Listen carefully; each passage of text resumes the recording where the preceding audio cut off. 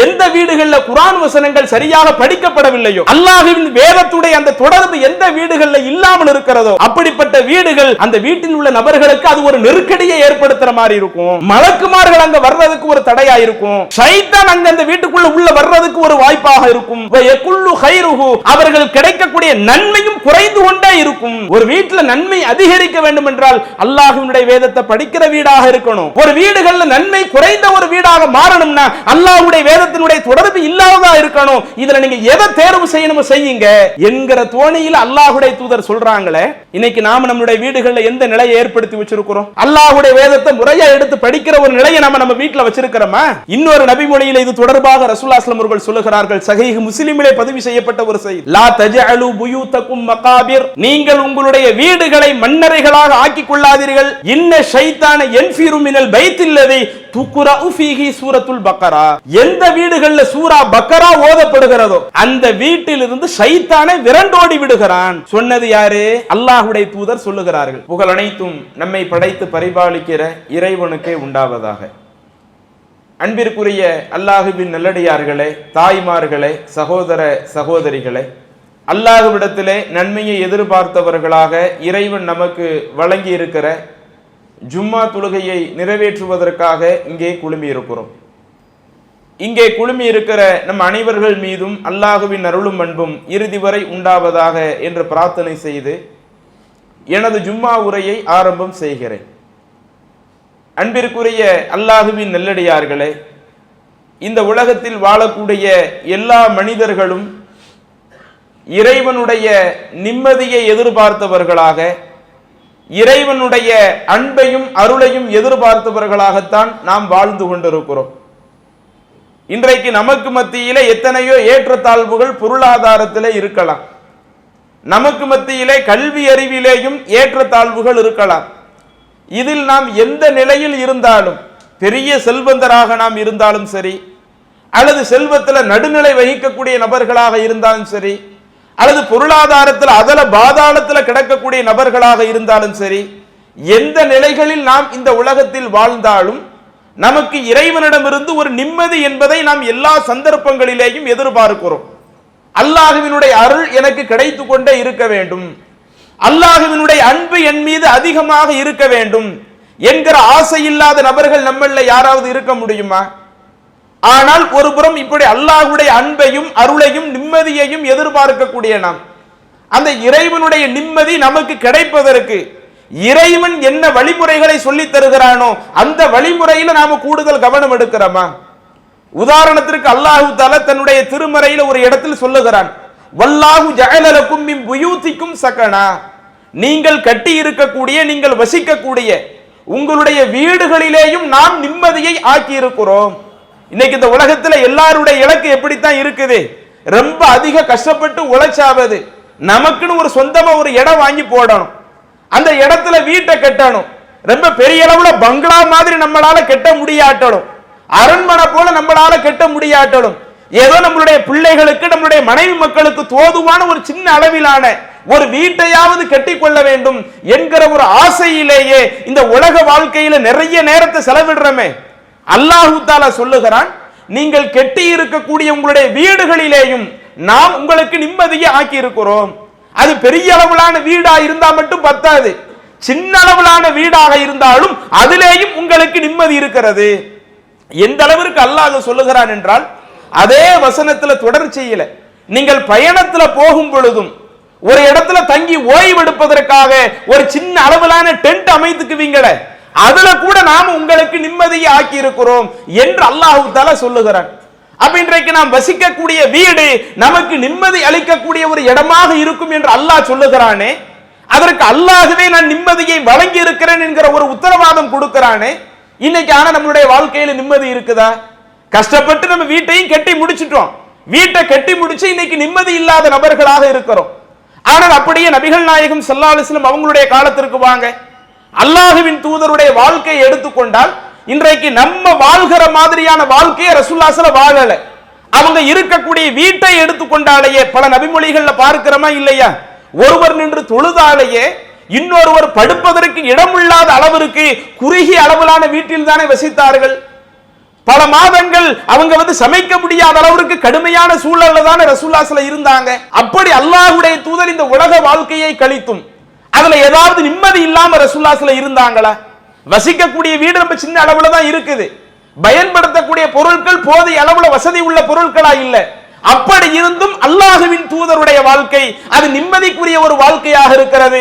ஆனால் இன்றைக்கு நாம நம்முடைய சக்திக்குட்பட்டு எவ்வளவோ வசதிகளை வீட்டில் ஏற்படுத்தி வச்சிருக்கிறோம், எவ்வளவோ கஷ்டப்பட்டு வீட்டை கட்டி வச்சிருக்கிறோம். ஆனா இன்றைக்கு நமக்கு நிம்மதி இல்லை என்று சொன்னால் அதற்கு என்ன காரணம்? நமக்கு நம்முடைய வீட்டில் இறைவனுடைய நிம்மதி கிடைக்க வேண்டும் என்றால் அதற்கு அல்லாஹ் சில விஷயத்தை சொல்லி தருகிறான். நபிகள் நாயகம் ஸல்லல்லாஹு அலைஹி வஸல்லம் அவர்கள் சில விஷயத்தை சொல்லி தருகிறார்கள். வீட்டை கட்டுவதற்கு முக்கியத்துவம் எடுக்கக்கூடியவர்கள். இன்னும் சொல்ல போனால் சில நேரங்கள்ல மார்க்கத்துல இல்லாத 7, 8, 6 வீட்டுக்கு முன்னாடி எழுதி போட்டிருப்பாங்க. சரி, அப்படியாவது நம்ம வீட்டுக்கு அல்லாஹ்வுடைய பரக்கத்து வரட்டுமே, நம்ம வீட்டுல ஒரு நிம்மதி கிடைக்கட்டுமே என்று நிம்மதிக்காக மார்க்கத்துல இல்லாத காரியத்தை செய்யக்கூடியவர்கள். இன்னும் சில மக்களை எடுத்துக்கிட்டா புது வீடு புகுவிழா என்று சொல்லிக்கொண்டு அன்றைய தினம் ஃபஜ்ர் தொழுகையில நம்ம எல்லாரும் வீட்டுல ஜமாத்தா ஃபஜ்ர் தொழுதுருவோம். அப்படி புது வீட்டுல போய் ஜமாத்தா ஃபஜ்ர் தொழுதுட்டோம்னா அதை வச்சாவது நமக்கு நிம்மதி கிடைச்சிராதா? இன்னும் சில இடங்கள்ல அடுத்த நாள் அந்த வீட்டுல குடி போக போறாங்கன்னா அதுக்கு முந்தைய இரவுல சில ஆட்களை வர சொல்லி மௌலிதுகளை ஓத சொல்லி ராத்திபுகளை ஓத சொல்லி இப்படியாவது நம்ம வீட்டுக்கு நிம்மதி கிடைச்சிராதா என்று மார்க்கத்தில் இல்லாத பல விஷயத்தை தேடி செல்லக்கூடிய நாம் எதை மார்க்கம் சொல்லி இருக்கிறதோ, என்ன காரியத்தை ஒரு குடும்பத்தில் உள்ளவர்கள் கடைபிடித்தால் அந்த வீட்டிலே நிம்மதி கிடைக்கும் என்று மார்க்கத்தில் சொல்லப்பட்டிருக்கிறதோ அதில் கூடுதல் கவனம் எடுத்திருக்கிறோமா? அதுல இஸ்லாமிய மார்க்கம் எதையெல்லாம் பிரதானமாக சொல்லுகிறது? அல்லாஹ்வுடைய தூதர் நபிகள் நாயகம் ஸல்லல்லாஹு அலைஹி வஸல்லம் அவர்கள் சொல்லுகிறார்கள், உங்களுடைய வீடு இறைவனுடைய நிம்மதிக்குரிய ஒரு வீடாக இருக்க வேண்டும் என்றால் உங்களுடைய வீடுகள்ல தொழுகைகளை முறையாக கடைபிடிக்க ஆரம்பியுங்கள். இப்ப ஆண்களாக இருக்கக்கூடியவங்க நாம பள்ளிவாசல்ல தான் தொழுகணும். நாம நம்முடைய வீடுகள்ல தொழுகிறதை விட, நாம நம்முடைய கடை விதிகள்ல தொழுகிறதை விட பள்ளிவாசல்ல தான் நாம ஐவேளை தொழுகணும் என்று நமக்கு சொல்லப்பட்டிருக்குது. இதே மார்க்கத்தில் தான் அந்த ஐவேளை தொழுகையை தாண்டி இதர சுன்னத்தான தொழுகைகள் இருக்குது. அந்த சுன்னத்தான தொழுகைகளை நீங்க உங்க வீட்டுல கடைபிடிங்க. எந்த அளவிற்கு அல்லாஹ்வுடைய தூதர் சொல்லி காட்டுகிறார்கள் என்று சொன்னால் சஹீஹுல் புகாரியிலே பதிவு செய்யப்பட்ட ஒரு நபிமொழி, இஜஅலு ஃபீ புயூதிக்கும் மின் ஸலாத்திக்கும், உங்களுடைய வீடுகளிலேயும் நீங்கள் உங்களுடைய தொழுகைகளை அமைத்துக் கொள்ளுங்கள். வலா தத்தஹிதுஹா குபூரா, நீங்கள் உங்களுடைய வீடுகளை மண்ணறைகளாக ஆக்கிக் கொள்ளாதீர்கள். வீடுகளை மண்ணறையாக ஆக்கிக்கிடாதீங்க. என்ன அர்த்தம்? இன்னைக்கு நம்ம யாராவது வீட்டுல இறந்தவங்களை வீட்டுல அடக்கம் பண்றோமா? முஸ்லிம்கள்ல யாருமே நாம என்ன செய்ய மாட்டோம், மத்த சமூகத்துல வேண்டுமானால் இருக்கலாம். குடும்பத்துல ஒரு ஆள் இறக்குறாங்கன்னா இறந்தவங்களை வீட்டுல ஒரு ஓரத்துல அல்லது தோட்டத்துல ஒரு ஓரத்துல அடக்கம் செய்வது மற்ற சமூகத்துல இருக்கலாம். இஸ்லாமிய மக்கள் யாருமே இறந்த யாரையும் நாம நம்முடைய வீடுகள்ல என்ன செய்யறது இல்ல, அடக்கம் பண்றது இல்ல. ஆனா ரசூலுல்லாஹ் என்ன சொல்றாங்க, உங்களுடைய வீடுகளை தொழுமிடமாக நீங்கள் ஆக்கிக் கொள்ளுங்கள்னு சொல்லிட்டு உங்க வீடுகளை நீங்க மண்ணறையாக ஆக்கிறாதீங்க. ஏன்னா ஒரு கபர்ஸ்தான்ல ஒரு கபரை நோக்கி தான் நாம என்ன செய்ய மாட்டோம், நாம எந்த ஒரு தொழுகையை அமைச்சுக்க மாட்டோம். அப்ப ஒரு இடத்தில் இறந்தவர் அடக்கம் செய்யப்பட்டிருக்கிறார் என்றால் அந்த இடத்துல நின்று அதை நோக்கி தொழுவதற்கு நம்ம மார்க்கத்துல தடுக்கப்பட்டிருக்குது. நாம அந்த இடத்துல தொழாம இருப்போம். அப்படிப்பட்ட ஒரு மன்னர் யாரும் அடக்கம் செய்யப்படாட்டலும் நீங்க அங்கு தொழுகை நிறைவேற்றாத ஒரு இடமாக உங்களுடைய வீடுகளை ஆக்கிக் கொள்ளாதீர்கள் என்று அல்லாஹ்வுடைய தூதர் சொன்னார்களே. இன்றைக்கு இந்த தொழுகைக்கு முக்கியத்துவம் கொடுக்கக்கூடியவர்கள் எத்தனை பேர்? ஆண்கள்ல பல மக்கள் ரமலான் மாதம் வந்தால் மட்டும் ஐவேளை தொழுகைக்கு முக்கியத்துவம் கொடுக்கிறாங்க. ரமலான் மாதம் கழிந்து விட்டால் ஆண்கள் பள்ளிவாசல்ல தொழுகிறதுக்கு முக்கியத்துவம் கொடுக்கிறது இல்லை. அப்படி பள்ளிவாசலிலேயே தொழக்கூடிய நபர்களாக இருந்தாலும் சுன்னத்தான தொழுகைகளை நம்ம வீடுகள்ல தொழுகிறது இல்லை. இப்படி அந்த தொழுகையை நாம் நம்முடைய வீட்டிலே அமைக்காமல் இருந்தால், இன்னும் நம்முடைய குடும்பத்தில் உள்ள பெண்களும் இன்றைக்கு எப்படி உருவாகி கொண்டிருக்கிறார்கள்? ஆரம்பத்தில் இருந்தாங்க பெண்கள் எல்லாம் வீட்டில் ஐவேளை தொழுகையை முறையாக கடைபிடிக்கக்கூடியவர்களாக பல வருடங்களுக்கு முன்னாடி இருந்தாங்க. இன்னைக்கு போனும் கையுமாக வந்த பிறகு, டிவியும் வீடுமாக ஆன பிறகு இன்றைக்கு அந்த தொழுகைகளை கூட பெண்கள் வீட்டில் நிறைவேற்றுவது கிடையாது. ஐவேளை தொழுகை நிறைவேற்றாம சுன்னத்தான தொழுகைகளை நிறைவேற்றாம இப்படி இறைவனுடைய அந்த வணக்க வழிபாடு நிறைவேற்றப்படுகிற அந்த தொழுகை நிறைவேற்றப்படுகிற ஒரு இடமாக ஒரு வீடு இல்லாமல் இருந்தால் அதுல எப்படி அல்லாஹ்வுடைய நிம்மதி இருக்கும்?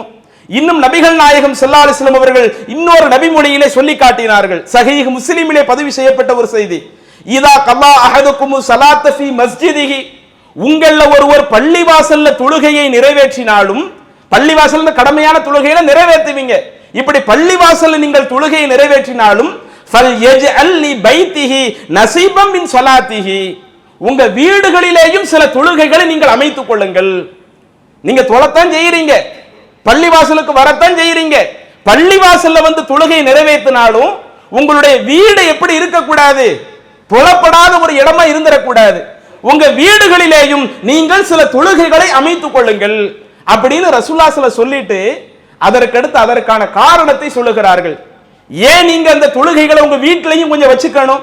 ஃபஇன்னல்லாஹ ஜாஇலுன் ஃபீ பைத்திஹி மின் ஸலாத்திஹி கைரா, யாரேனும் ஒருவர் தன்னுடைய வீட்டில் அந்த தன்னுடைய தொழுகைகளை அமைத்துக் கொள்வார் என்று சொன்னால் அதன் மூலம் அல்லாஹு தஆலா கைரன் நன்மையை வைத்திருக்கிறான்.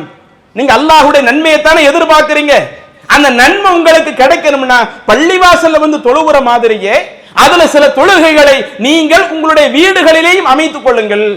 அப்ப இன்னைக்கு அதை நம்ம கடைபிடிக்காட்ட எப்படி நமக்கு அந்த வீட்டின் மூலம் நிம்மதி கிடைக்கும்?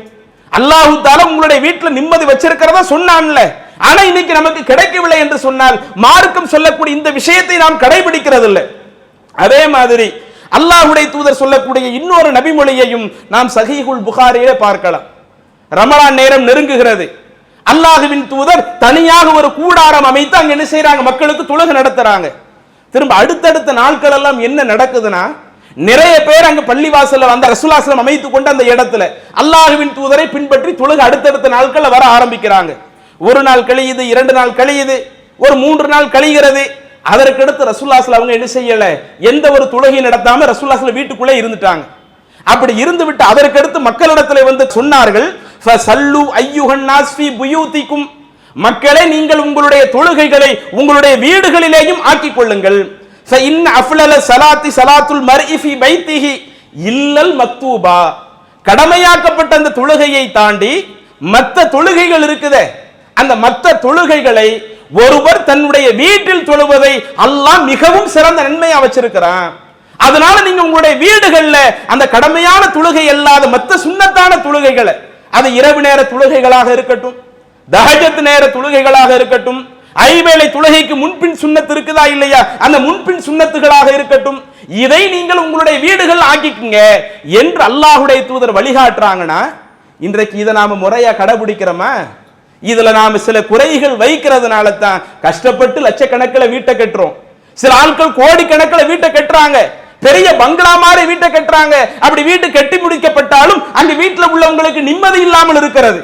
அல்லாஹ்வுடைய அருள் இன்னும் எனக்கு முழுமையா வராம இருக்குது என்று ஏக்கப்படக்கூடிய அளவுக்கு இருக்கிறோம். அப்படிப்பட்ட ஒரு நிலை நமக்கு வரக்கூடாது என்று சொன்னால், நாம் கட்டி இருக்கிற வீட்டிலேயும் நமக்கு இறைவனுடைய நிம்மதி கிடைக்க வேண்டும் என்று சொன்னால் இஸ்லாம் சொல்லக்கூடிய தொழுகைகளை, உபரியான தொழுகைகளை ஆண்களாக இருந்தால் அதிகமாக நம்முடைய வீடுகளில் தொழுவதற்கு முயற்சிக்க வேண்டும். அதே போல பெண்கள் ஐவேளை தொழுகை பள்ளிவாசல்ல தொழுகிறதுக்கு அவங்களுக்கு அனுமதிக்கப்பட்டிருக்குது, வீட்டுல தொழுகிறதுக்கு அனுமதிக்கப்பட்டிருக்குது.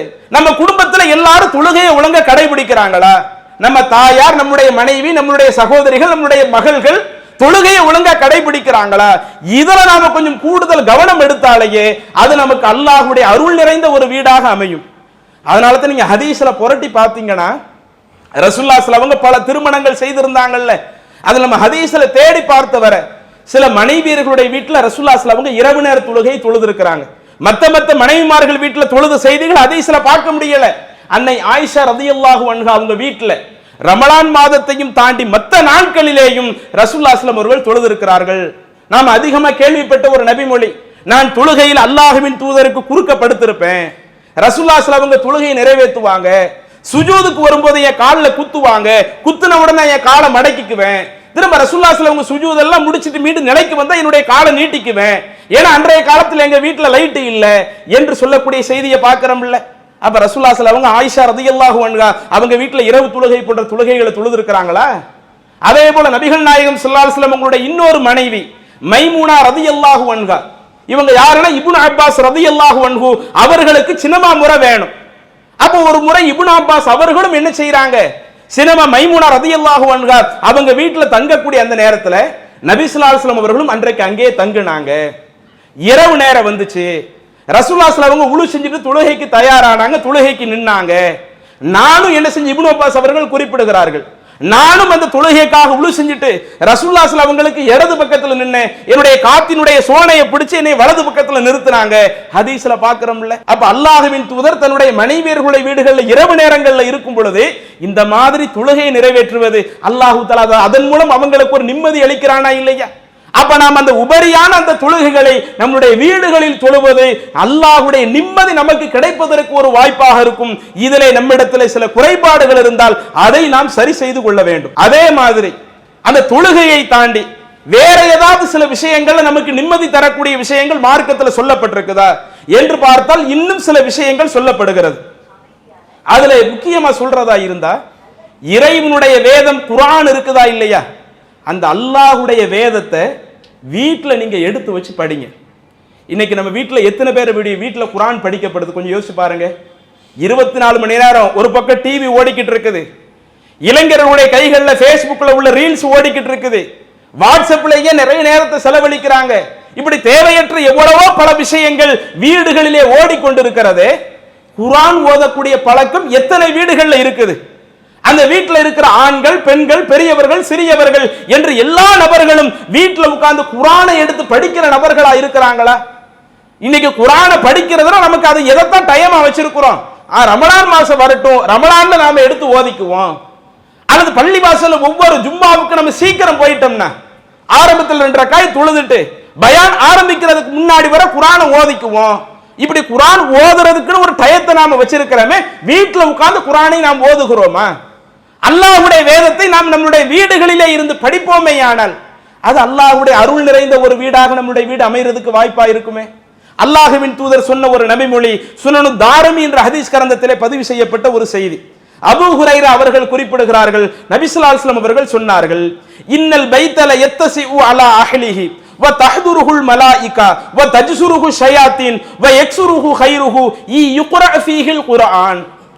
எந்த வீடுகளிலே குர்ஆன் முறையாக ஓதப்படுகிறதோ அப்படி முறையாக ஓதப்படுகிற அந்த வீடு தான் அந்த குடும்பத்தார்களுக்கு ஒரு விசாலமான ஒரு வீடாக இருக்கும். வீட்டு என்பது நெருக்கடியா இருந்தாலும் உள்ள தெளவில் அவங்களுக்கு அது ஒரு விசாலமா ஏற்படணுமா, அந்த வீடுகளில் குர்ஆன் ஓதப்படணும். அதே மாதிரி தஹ்ருருஹுல் மலாயிகா, மலக்குமார்கள் அந்த வீடுகளிலே ஆஜராகுவார்கள். வ தஹ்ஜுருஹு ஷயாத்தீன், ஷைத்தான் அந்த வீட்டை விட்டு விரண்டு ஓடிடுவான். இன்னைக்கு நாம நம்ம வீட்டை விட்டு சைத்தானை விரட்டி அடிக்கிற நபராளா இருக்கிறாமா, அல்லது வெளியே போகக்கூடிய சைத்தானை வீட்டுக்குள்ள இழுத்து வைக்கிற நபரா இருக்கிறோமா? எல்லாம் அவ்வளவு பல கெட்ட விஷயங்கள் நம்ம வீட்டுல நடக்குது. ஆனால் குர்ஆனை ஓதுனா சைத்தான் ஓடுவான்னு சொன்னாங்கல்ல, அந்த வீட்டுல சைத்தான் உள்ள வருவதே அது அவனுக்கு ஒரு தடையாக இருக்கும்னு அல்லாஹ்வுடைய தூதர் சொன்னாங்கல்ல, இது நாம கடைபிடிக்கிறோமா? இன்னும் அல்லாஹ்வுடைய தூதர் அதிலேயே தொடர்ச்சியாக சொன்னார்கள், வ இன்னல் பைத்தல யுலையகு அலா அஹ்லிஹி வ தஹ்ஜுருஹுல் மலாயிகா வ தஹ்துருஹு ஷயாத்தீன் வ யகில்லு கைருஹு இல்லா யுக்ரா ஃபீஹில் குர்ஆன். எந்த வீடுகளில் குர்ஆன் வசனங்கள் சரியாக படிக்கப்படவில்லையோ, அல்லாஹ்வின் வேதத்துடைய அந்த தொடர்பு எந்த வீடுகளில் இல்லாமல் இருக்கிறதோ அப்படிப்பட்ட வீடுகள் அந்த வீட்டில் உள்ள நபர்களுக்கு அது ஒரு நெருக்கடியை ஏற்படுத்துற மாதிரி இருக்கும். மலக்குமார்கள் அங்க வர்றதுக்கு ஒரு தடையா இருக்கும். ஷைத்தான் அங்க அந்த வீட்டுக்குள்ள உள்ள வர்றதுக்கு ஒரு வாய்ப்பாக இருக்கும். அவர்கள் கிடைக்கக்கூடிய நன்மையும் குறைந்து கொண்டே இருக்கும். ஒரு வீட்டுல நன்மை அதிகரிக்க வேண்டும் என்றால் அல்லாஹ்வினுடைய வேதத்தை படிக்கிற வீடாக இருக்கணும். ஒரு வீடுகள்ல நன்மை குறைந்த ஒரு வீடாக மாறணும்னா அல்லாஹ்வுடைய வேதத்தினுடைய தொடர்பு இல்லாததா இருக்கணும். இதுல நீங்க எதை தேர்வு செய்யணுமோ செய்யுங்க என்கிற தோணியில் அல்லாஹ்வுடைய தூதர் சொல்றாங்களே. இன்னைக்கு நாம நம்முடைய வீடுகள்ல எந்த நிலையை ஏற்படுத்தி வச்சிருக்கிறோம்? அல்லாஹ்வுடைய வேதத்தை முறையா எடுத்து படிக்கிற ஒரு நிலையை நம்ம வீட்டுல வச்சிருக்கிறோமா? அப்ப அதுல சில குறைபாடுகள் இருந்தால் அதை நாம் சரி செய்யக்கூடியவர்களாக இருக்க வேண்டும்.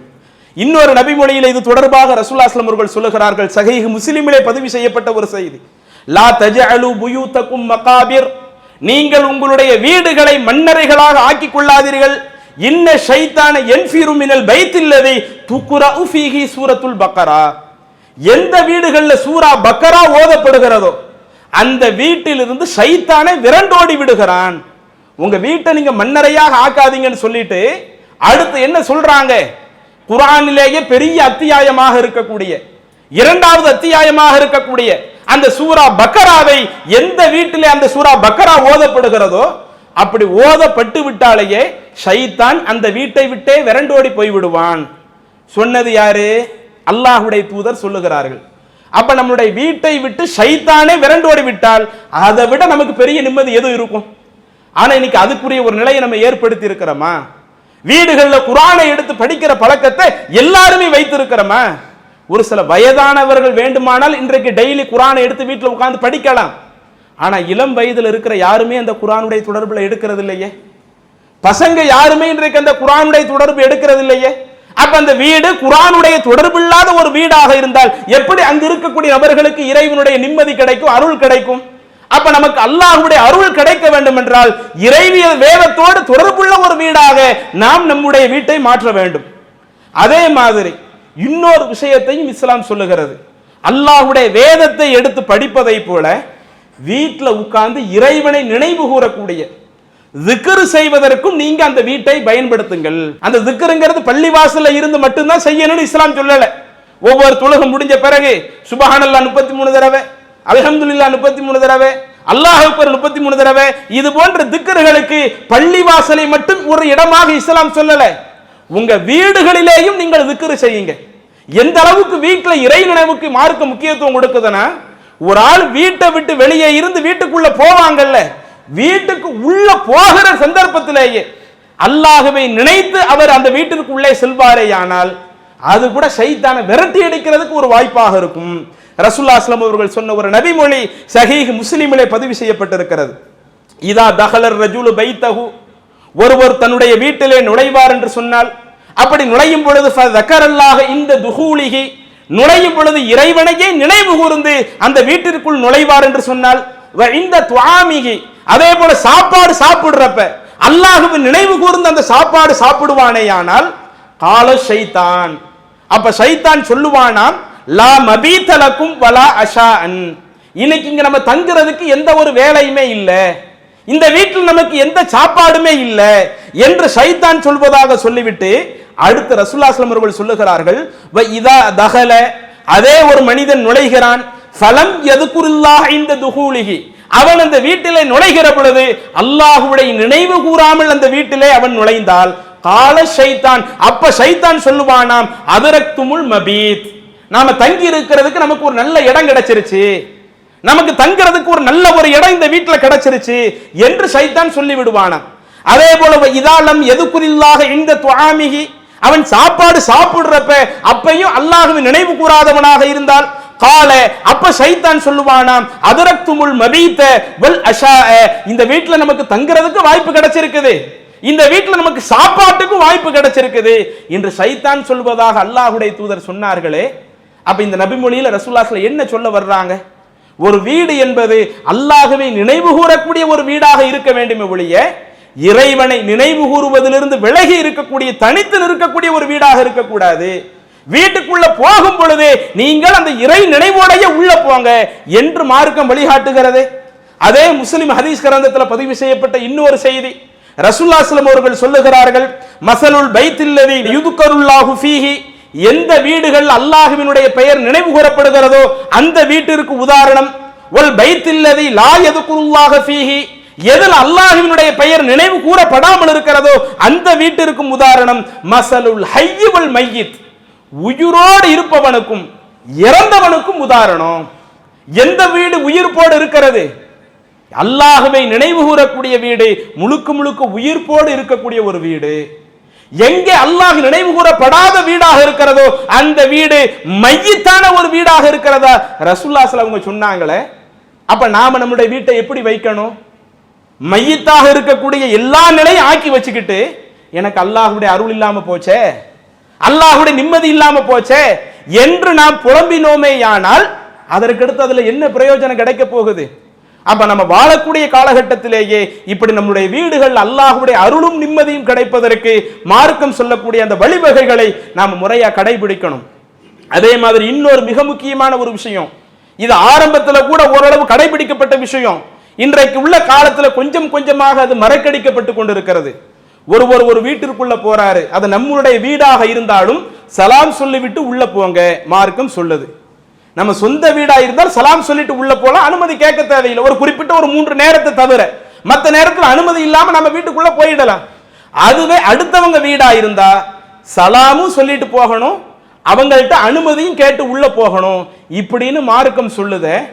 இதை எத்தனை பேர் கடைபிடிக்கிறோம்? இன்னைக்கு நாம நம்மளுடைய வேலை முடிச்சுட்டு மத்தியானம் சாப்பாட்டுக்கு போறோம், அல்லது நைட்டு வீட்டுக்கு உள்ள போறோம், நாம சலாம் சொல்லிட்டு போறோமா? நம்ம பிள்ளைங்க ஸ்கூலுக்கு போயிட்டு வர்றாங்க, டியூஷன் போயிட்டு வர்றாங்க, வெளியே ஏதாவது ஒரு தேவையை முடிச்சுட்டு வர்றாங்க. வரக்கூடிய பிள்ளைங்க எங்க நம்ம வீட்டில் இருக்கக்கூடிய எல்லா நபர்களுக்கும் அஸ்ஸலாமு அலைக்கும்னு சொல்லக்கூடிய அந்த தன்மையை நாம் வளர்த்து விட்டுருக்கிறோமா? சின்ன பிள்ளைகளுக்கும் நாம ஒழுங்கா கற்பிக்கிறது இல்லை, பெரியவர்களும் அதை முறையா கடைபிடிக்கிறது இல்லை. சரி, அப்படி சலாம் சொல்றதுனால நமக்கு என்ன நன்மை இருக்குது அதை யோசிச்சு பாருங்க. அஸ்ஸலாமு அலைக்கும்னா என்ன அர்த்தம்?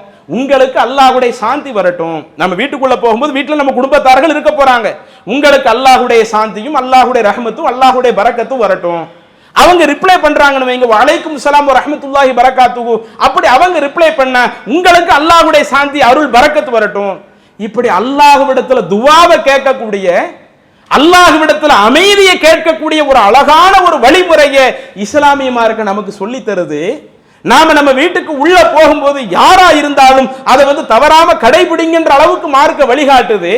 அப்ப இது போன்ற துஆக்களை நாம அதிகப்படுத்தணும்னா வீடுகள்ல போகக்கூடிய எல்லா சந்தர்ப்பங்களிலேயும் இந்த சலாம் சொல்லுகிற ஒரு பழக்கத்தை நாம வளர்த்துக்கிட்டாலேயே, உள்ள இருக்கிறவங்க அதற்கு மறுமொழி சொல்லக்கூடிய, அதற்கு பதிலளிக்கக்கூடிய பழக்கத்தை வளர்த்துக்கிட்டாலேயே, நாம ஒருவருக்கொருவர் அல்லாஹ்விடத்துல உதவியை தேடுகிற பொழுது அது இறைவனால் ஏற்றுக்கொள்ளப்பட்ட ஒரு நேரம் ஆயிடுச்சுன்னு வைங்க, அல்லாஹ்வுடைய அருள் நமக்கு கடைசி வரை இருக்கும்ல, அல்லாஹ்வுடைய சாந்தி நமக்கு கடைசி வரை இருக்கும்ல. அப்ப அந்த அல்லாஹ்வுடைய அன்பும் அருளும் கிடைப்பதற்கு அந்த சலாம் சொல்லக்கூடிய ஒரு வழிமுறையை மார்க்கம் சொல்லுகிறது. அதை நாம கடைபிடிக்காம இருக்கிறோம். அப்ப இதுல உள்ள அந்த குறைபாடுகளை எல்லாம் நாம் சரி செய்து கொள்ள வேண்டும். இறுதியாக இன்றைக்கு சில வீடுகள்ல டைல்ஸ்ல கூட பார்க்கலாம், சில நேரங்கள்ல உருவப்படங்கள் இருக்கிறது. ஆரம்பத்துல உருவப்படத்தை அதிகமாக வெறுத்த சமுதாயமாக இந்த இஸ்லாமிய சமூகம் இருந்துச்சு. மத்த சமூகத்தில் என்ன செய்வாங்க, அந்த வீட்டில் உள்ள பெரியவங்களை உருவமாக அவங்க போட்டோவாக மாட்டி வைத்திருப்பார்கள். இறந்து விட்டால் அந்த போட்டோவில் மாலைகளை மாட்டி வைத்திருப்பார்கள். அந்த பழக்கம் நம்ம சமூகத்தில் யார்கிட்டையுமே ஆரம்பத்தில் இல்லாம இருந்துச்சு. கேட்டா அந்த உருவப்படம் வைக்க கூடாது என்று நாம விளங்கி இருந்தோம். ஆனால் இன்றைக்கு சில வீடுகளில் பார்க்கும் பொழுது அந்த வீடுகளில் உள்ள டைல்ஸ்ல அதுல சில உருவங்கள் பொறிக்கப்படுகிறது. அதை அவங்க கவனிக்காம இருக்கிறாங்க, அதுல சில நேரங்கள் அலட்சியமாக இருக்கிறாங்க. அப்ப இதுல மார்க்கம் நமக்கு என்ன சொல்லுகிறது? அல்லாஹ்வுடைய தூதர் சொல்லி காட்டுகிறார்களா இல்லையா? எந்த வீடுகள்ல உருவப்படங்கள் இருக்கிறதோ, எந்த வீடுகள்ல நாய் இருக்கிறதோ அங்கே வானவர்கள் நுழைய மாட்டார்கள். வானவர்கள்னா அருளை கொடுக்கக்கூடிய வானவர்கள், அல்லாஹ்வுடைய அருளை கொண்டு வரக்கூடிய வானவர்கள் இருக்கிறாங்களா இல்லையா? அந்த வானவர்கள் உருவப்படங்கள் இருக்கக்கூடிய நாய் இருக்கக்கூடிய வீட்டில் நுழைய மாட்டார்கள் அல்லாஹ்வுடைய தூதர் சொன்னார்களே. இன்றைக்கு நாம் வீடு கட்டுகிறோம் என்ற பெயரில் இது நல்ல ஸ்டைலா இருக்குது, மற்ற அந்த டைல்ஸினுடைய ஸ்டைலுக்கு முக்கியத்துவம் கொடுத்து விட்டு அதுல உள்ள சில உருவங்களை நாம் கவனிக்காமல் விட்டு விட்டால் அது கூட நமக்கு அல்லாஹ்வுடைய அருள் கிடைக்காமல் போவதற்கு, அருளை கொண்டு வரக்கூடிய வானவர்கள் இல்லாமல் போவதற்கு அது ஒரு காரணமாக போய்விடும். அப்ப இதையும் கொஞ்சம் கவனத்தில் கொண்டு இப்படி மார்க்கம் என்னென்ன விஷயங்களை நாம நம்முடைய வீடுகளில் கடைபிடித்தால் அல்லாஹ்வுடைய நிம்மதியும் அருளும் கிடைப்பதாக மார்க்கம் சொல்லுகிறதோ அது போன்ற விஷயங்கள்ல கூடுதல் கவனம் எடுத்து நடக்கக்கூடிய நன்மக்களாக நாம மாறுவோம். அல்லாஹ் அப்படிப்பட்ட ஒரு வாய்ப்பை நமக்கு தருவானாக என கூறி முதல் ஒரு நிறைவு செய்கிறேன். அஸ்ஸலாமு அலைக்கும். அல்லாஹு அக்பர், அல்லாஹு அக்பர்.